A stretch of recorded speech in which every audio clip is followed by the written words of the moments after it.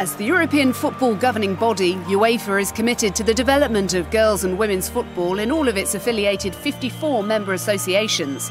Europe boasts over 1.2 million registered female footballers, a five-fold increase over the last 20 years. But when did it all start for the women's game? There were some countries earlier than others.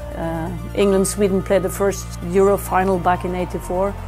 So I think the center of the start was actually the northern part of Europe, I would say. Although the first professional teams were in Italy, already in the beginning of the 80s actually.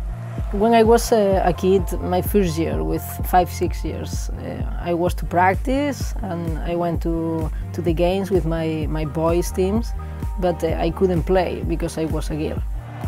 Participation is now high thanks to the ongoing improvement of women's football and the high level of competition which has seen iconic moments inspire future generations. Quite a breakthrough was maybe when Germany won the Euro back in '89 with a full house in Osnabrück, I think it was. I would say that it has been growing in the past very, very fast since we have those strong leagues here in France, in Germany, in Sweden.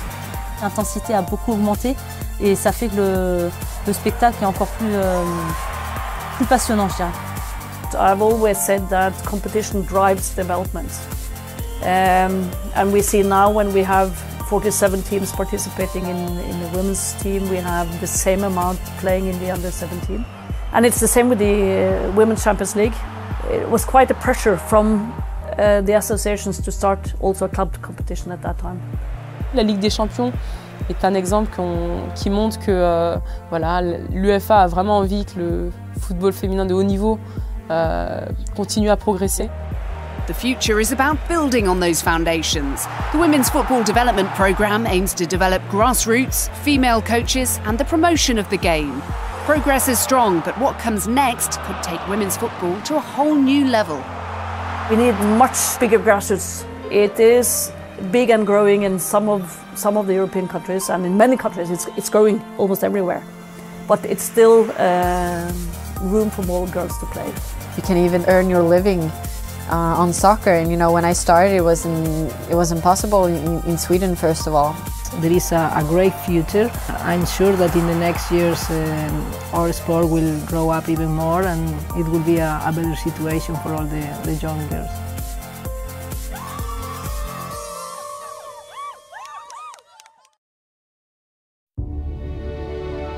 The UEFA Women's Champions League returns for 2015 at the quarter-final stage and sees its 8 remaining contenders back in action after the winter break. Since the start of their UEFA Women's Champions League campaign 3 seasons ago, Wolfsburg have won 20 and drawn 2 of their 22 matches in the competition, a record that breeds respect among all who stand in their way, including next opponents Rosengard.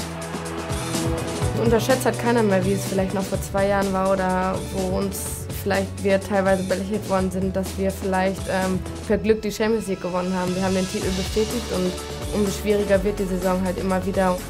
I think we have a very good chance of winning, but we have to perform on top. As a team, we defend very good. We are very compact, and when you know that you don't let easy goals in, then you have another confidence in your game.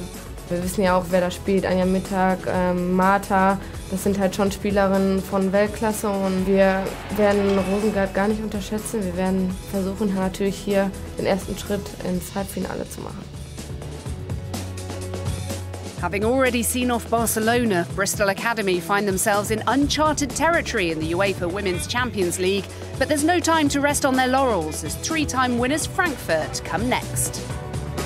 I think it's fair to say it's probably the biggest game in this club's history so far. We've really shown that if you've sort of got a togetherness and quality to go with it, you don't need to spend big in order to achieve things.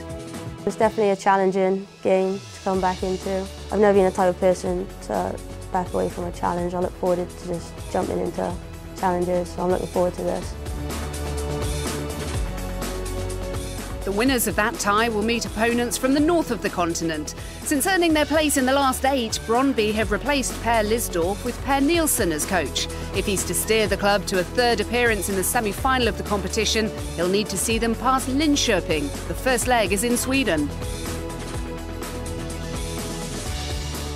Elation for Paris in November as they eliminated twice winners Olympique Lyonnais. The match-winning heroine was Fatmira Aloushi. Wir werden uns genauso wie gegen Lyon auf Glasgow vorbereiten. Wir unterschätzen diese Mannschaft überhaupt nicht. I'm sure a lot of people will say we're the underdogs, but we're going to give a good account of ourselves. The only pressure we have is from ourselves, really, and wanting to perform and knowing we can perform against teams like PSG on the big stage. Für PSG ist das erste Mal, dass überhaupt im Viertelfinale ist. Was ganz, ganz Großes für mich. Die besten Teams aus Europa spielen um einen Pokal und wir sind halt ein Teil davon und wir sind da ganz nah dran. I don't think there's been any more hype or any more preparation or anything else that we can really do to make this the biggest game in the club's history. The 4 winning clubs contest the semi-finals in April with the final at Berlin's Ludwig-Jahn Sportpark on the 14th of May.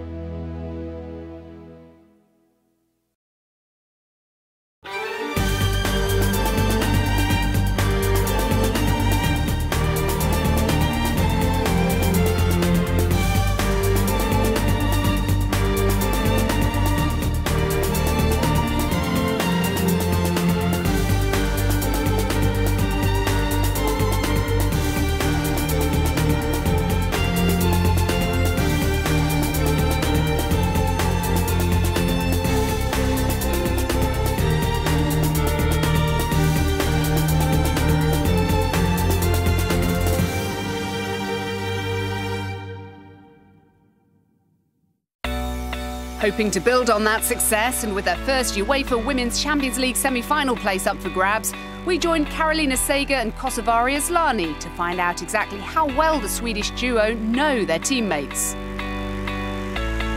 Let's go. Good technique, you like playing with her? Yeah. She has big hair, very big hair. Kira? She speaks good English. She's very, very, very good at English, and she went to a college. Lord George, yes. Short hair, injured right now. Linda Bosenuke. This one is blonde, very friendly, and she... Laura no, she comes into the locker room with our other German players. Josie. Oh, she kills you at training, always. Annika Kahn. This one thinks about her hair all the Kira! time. No, she thinks about her hair. Is it me? Oh my god. Okay, oh my god, she's tall, she never speaks, she doesn't know English. Kira. No, she never speaks, she's always quiet. She's quiet? More. Oh my god. Black hair. Marilo. Yeah. Oh my god. This one is a good friend of yours. Lindsay. No. Lyra. Yes. Thank you. This one is also a very good friend of mine. Blonde. Okay. This one, she speaks a lot. She wants to learn English. Sarah? No. She has a very good friend of one of the French players, the only friend of her team. Maybe not. What? She's a good friend of mine. She changed so much. Yes. Sabrina. Okay, it's me again. Okay. This one is crazy. She never cleans her house. Oh, Lindsay.